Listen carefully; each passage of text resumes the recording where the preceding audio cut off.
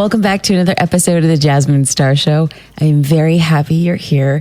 If you're listening to this episode, there's a good chance you love listening to podcasts as much as I do.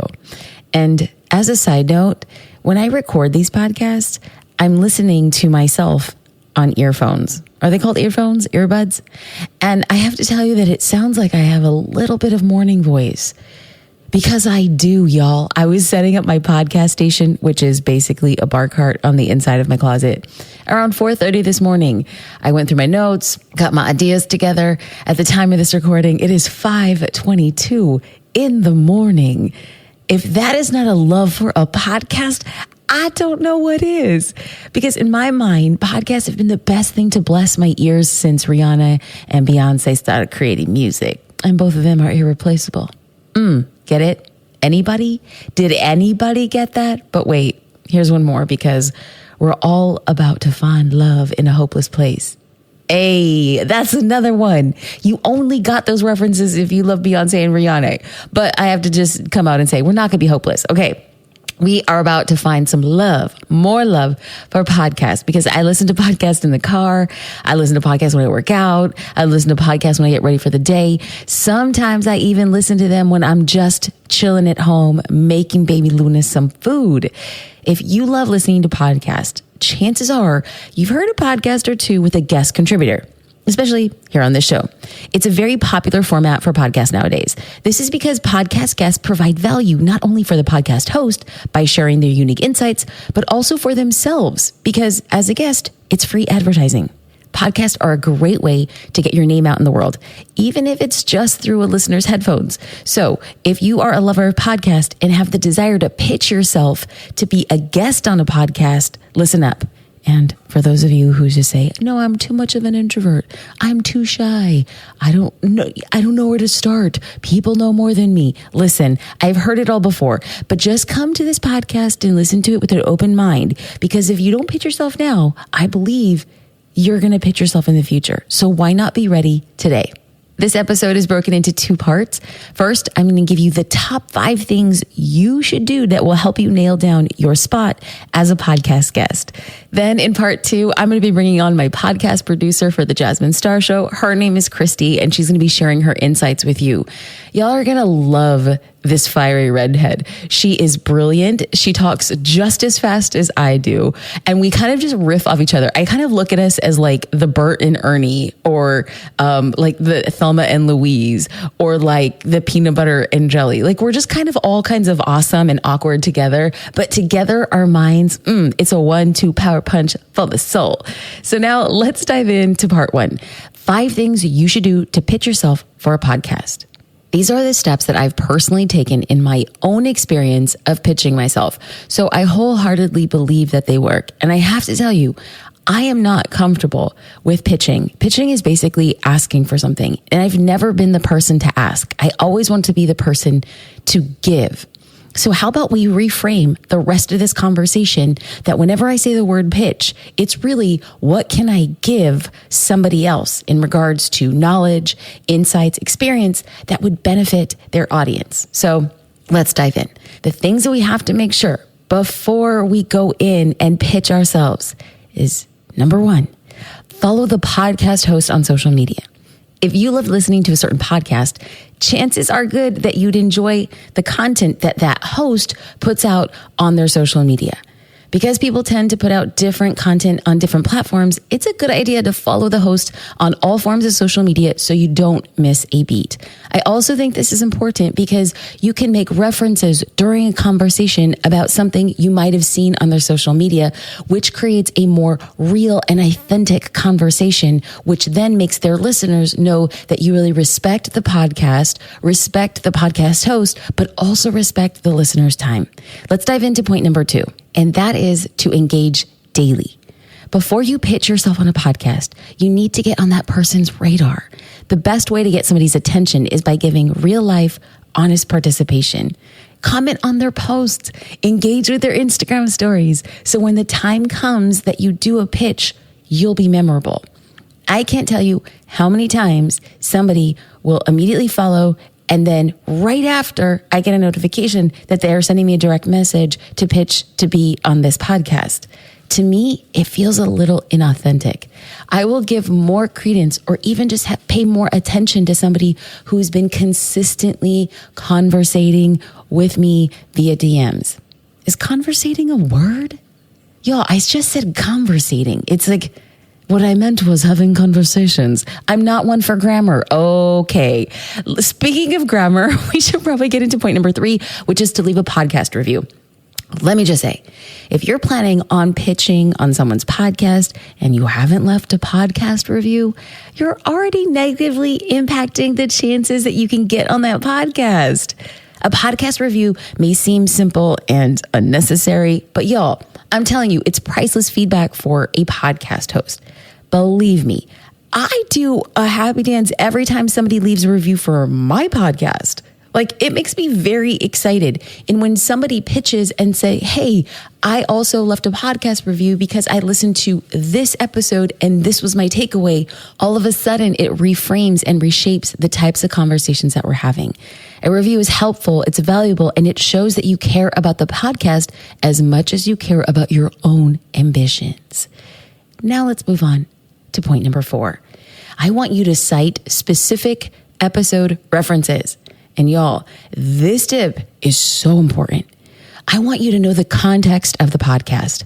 I can't believe how many times I've been pitched by people that didn't even understand what the podcast was about. They just saw a platform.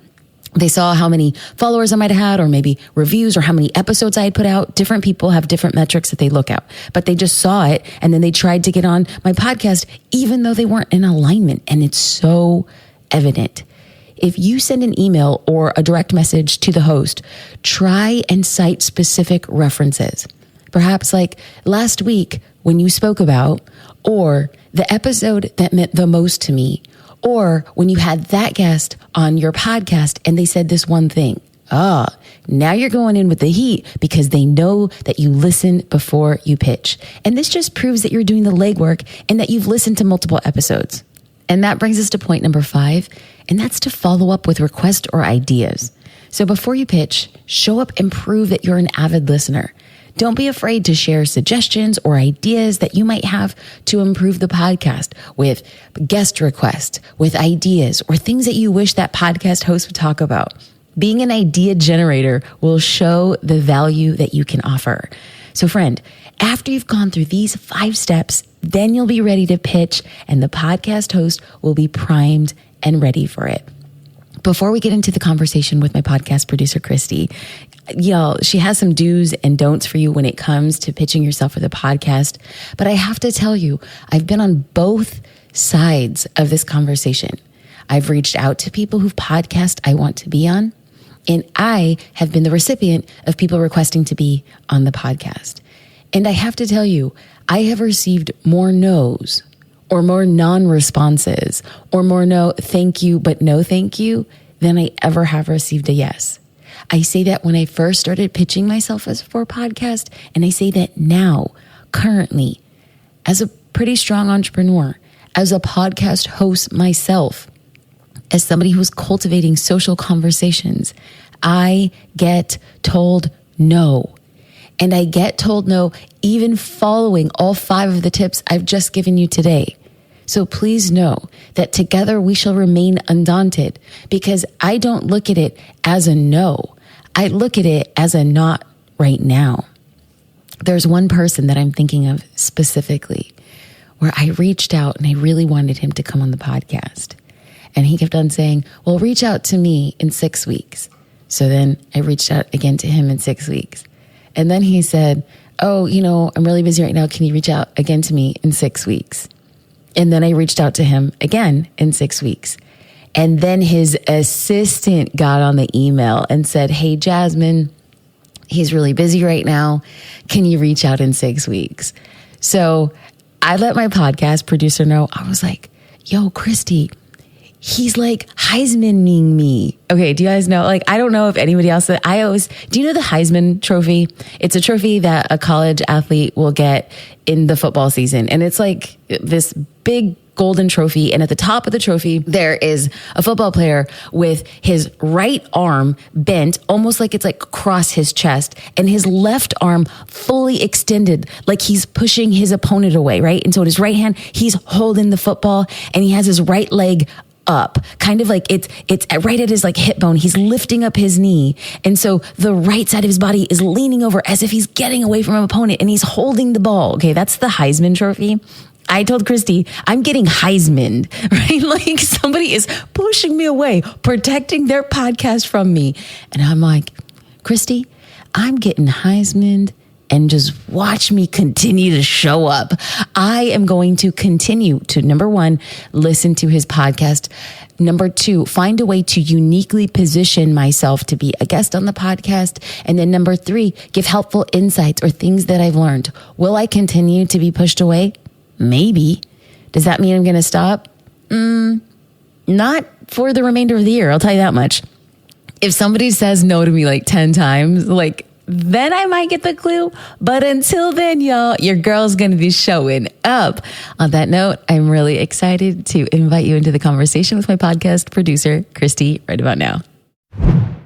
Okay, so Kristi, we're going to start by spilling the tea. I know you live in the South, so we're going to spill some sweet tea. And I want to get into the goods and give the most value. And as my podcast producer, you are the person fielding all of the requests and kind of really building out the strategy of who should be coming on the show. So there is nobody better to answer this question than you. So what are the 3 things to not do when you're pitching yourself for a podcast? The first thing that I would say is the most important thing to not do when pitching yourself for a podcast is clear copy and paste pitches. Okay. And when I say clear, I mean when it's really obvious to someone that you're copy and pasting the exact same pitch to everyone. Everybody knows you're copying and pasting. Yes. Everybody knows. Yes. And I'll tell you how I know. I know that it's a copy and paste pitch if the fonts and sizes are all messed up, because people will like copy their bio from their website and then copy like, hi, so-and-so, and then their signatures in like purple, because sometimes that happens with Gmail. Yes.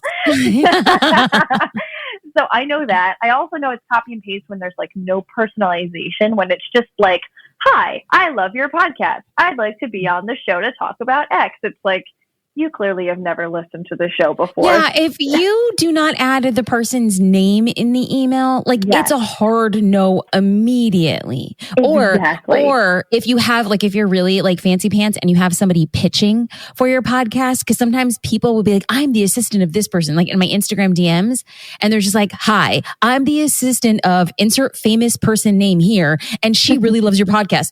No, she doesn't, because she doesn't. You don't even take the time to like list my name. Okay. Right. Sorry. Right. I went on a tangent. Go on. No, it's true. Like if there's no mention of the podcast, like if I get a pitch, for example, and there's no mention of Jasmine Star Show in the pitch, then I know that it's a copy and paste pitch. So that's not to say that you can't use a template. You can't, I don't necessarily recommend like every single time you're going to pitch yourself for a podcast to reinvent the wheel. That we're here at Social Curator, at the Jasmine Star team, like we want you to work smarter, not harder. So don't reinvent the wheel every time, but take that time to add in the personalization a little bit. Talk about their show. What do you love about it? If you can figure out who their podcast producer's name is, like I love when people say, hi, Kristi. Thank you so much for reading my email. And I'm like, oh, they actually took the time to know who I am. And that really matters.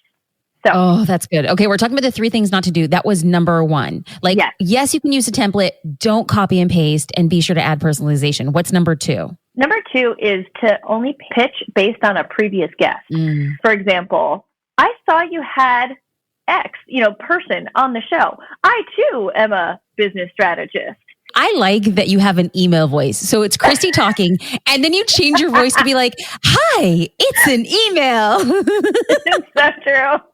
But yeah, like chances are, if we already had a guest on, like say you're a health coach, right? And you're pitching yourself for some type of like nutrition podcast. And you say, hey, I saw you have Dr. So-and-so on. I too am a health coach, and I could bring value. Like chances are, if you already had a guest on that covered the same topic, like podcast hosts don't want another, because your listeners don't want to hear the same topic just told by different people. I love when people approach us and say, hey, Kristi, I love the Jasmine Star Show. I love everything that you're doing. I'm obsessed with this one episode that you did with, Ramit Sethi. I actually have a different approach on pricing, and I would love to come to your audience and, talk about that. Basically find the gap in the topics of the podcast and make the observation that you haven't covered that topic before. And then you want to pitch something unique and sell us on why we should cover that topic. So don't just pitch based on a previous guest. That's good. Don't pitch based on a previous guest. But if you do, make sure that you find the gap. I actually like that a whole ton. Okay, what's number 3? Number 3 is to basically just promote yourself only without giving any value. So something that drives both of us crazy is when people are on like a book tour train, right? And it's fun. Oh, the book tour train. I mean, the book tour train. Like, I don't want to be one of 750 stops on your book tour train. Right. I just don't. Do I sound awful? No, because actually, Chris, I want to protect the listener's time. That's really, if I'm going to be a jerk, it's not because I don't want to listen about the book. I'm sure the book's amazing. I just know that there's a good chance that if there's somebody on a book tour train, they're being on 750 other very similar podcasts to this one. And so the listener's like, oh, great. It's the same person speaking about the same topic to sell me the same book. Right. And because people are typically listening to the same podcasters within a certain niche, right? So if there's you and there's like 5 other podcasters that all have similar audiences, and they all have the same guest on to pitch the same thing, you're not providing value specifically for that audience. Yeah. And so that's not to say that, like, if you're on a book tour, you're trying to get on podcasts to pitch your book. We get it. Neither of us have written a book yet, but we know that, like, it's a good way to promote your upcoming book. But let me give you an example of a bad book tour pitch versus a good book tour pitch. Oh, this is good. You came prepared, girl. Look at you producing your own show like a boss. Okay, talk to me. So, like, a bad pitch would be, my new book, X, is coming out this summer, and I'd love to share it with your audience. A better pitch would be, I'm an expert in X. In fact, my book on the subject is coming out this summer. I think your audience would be interested in this topic because, and here's the unique way in which I can present it to them. Oh, that's good. Just like explaining to people like why it's important, why that subject is important. And then if you can tie in the book with it later, that's fine. But right now, I think that's really good. Yeah. Like, just try to lead with value always, and don't just come in to promote yourself. In fact, I actually think that this could be dual purposed. Like, so let's just say you're listening and you are an author and you are doing book tours. We totally get that it's an efficacious way for you to promote your book, and I'm here for it. However, you don't want to go on 750 podcasts and have the same shtick. You should be going on different podcasts and then contextualize your pitch for each of the podcasts to ensure that even if somebody is listening to the same podcast within the same niche, that they're hearing it a slightly different way. That works so much better for the author, and it works so much better for the podcast host. I dig that.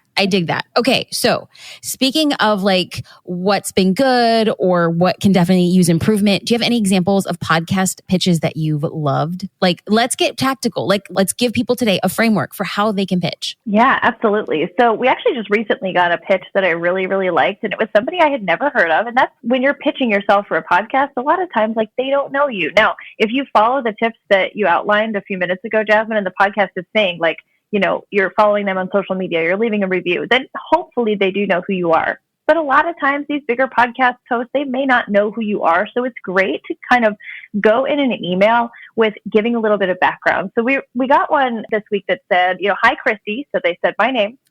I recently discovered Jasmine's podcast at Apple Podcasts. Wanted to thank you both for creating a space that's committed to sharing insights and actionable tips on how to build a successful business. Your dedication to supporting entrepreneurs is critical, particularly now. Okay, love that. Like, love the compliments. Compliment us, right? Like, compliment the podcast. Say why you love it. It's going to work really well.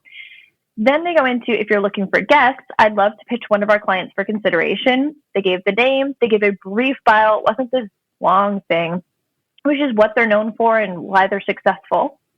Then they said, below are a few of her talking points that I feel would benefit your audience and make for some great conversations for the podcast.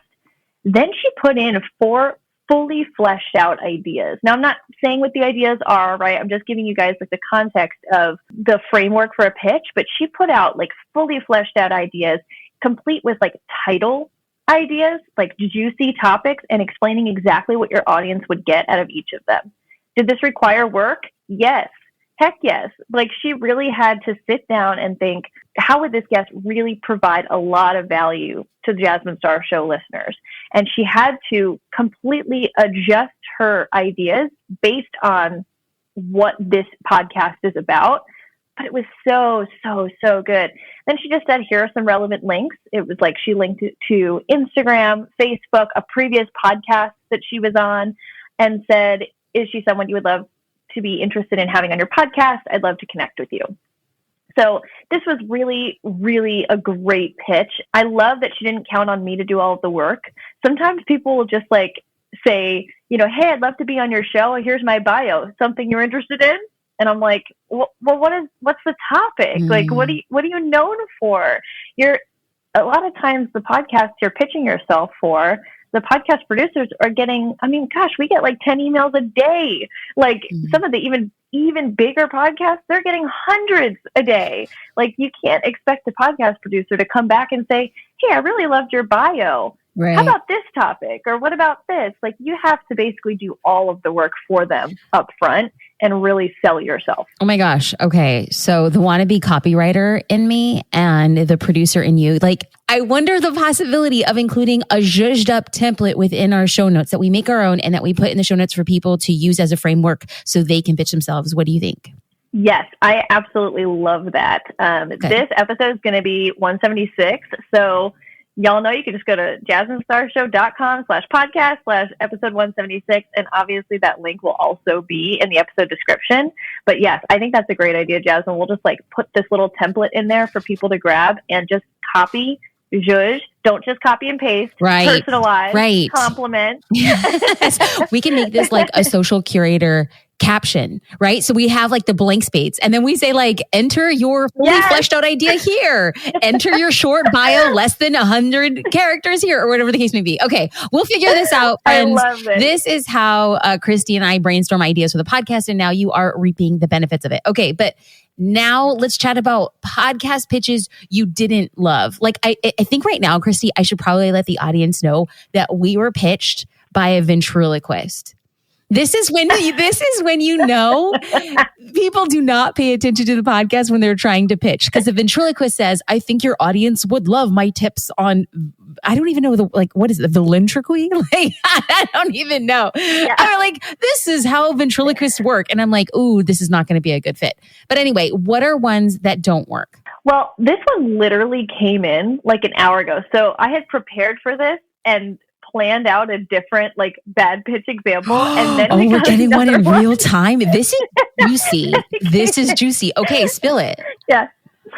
So I like deleted my other example and was like, oh no, this one's a good example. So she literally just said hi. There was no name, no nothing, which, you know, that's not bad if you don't know the name, but maybe something a little friendlier. But anyway, she goes, hi, I work for Name. She gave a little brief bio and then she just goes, I love your podcast and Name would love to come on and share his own story of entrepreneurship. Below I've included links to his bio, a previous podcast interview with him and our own podcast. I look forward to hearing from you. Wow. Okay. And I'll say like, this is not the best because there was no personalization. There was no mention of the Jasmine Star Show. I love your podcast and he would love to come on. And then he goes, and share his own story of entrepreneurship. Like, okay. Like, and we're not like, and for those who are listening, like, we're not trying to throw shade. That's why I'm not saying any of the names of these people. It's just one of those things, like, when you really sit down and think about it, if you got that request, like, does that really make you want to have that person on the podcast? Like, no, there was absolutely no personalization, nothing. So when you're pitching yourself for a podcast, just think, like, read it over before you send it out and just say, hey, is this something that I would like to receive as a podcast host? Is there any type of indication that I've actually listened to the show before? And if so, have I mentioned it? Have I explained why I like the show? Have I provided value? Have I given them topics that would actually be relevant? This one just didn't hit the mark. And so I just kind of want to peel back another layer and let everybody know that we get around 75 pitches a week for the Jasmine Star Show. And I am a smaller-ish podcast. So just think about, we have on the show every month anywhere from 4 to 6 guests.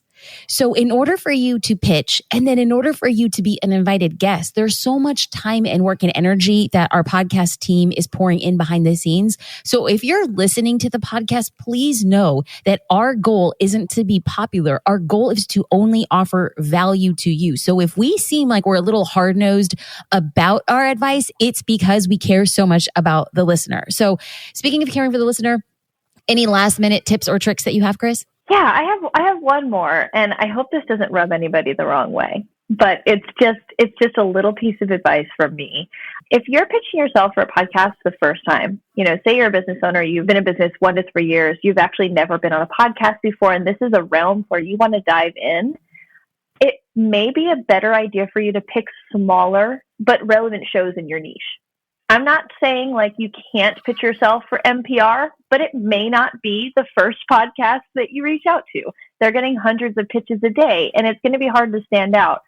So it doesn't mean, like, I don't want you to count yourself out before you even started, but I would recommend pitching yourself to smaller podcasts in your niche before pitching yourself to, the big guns, right?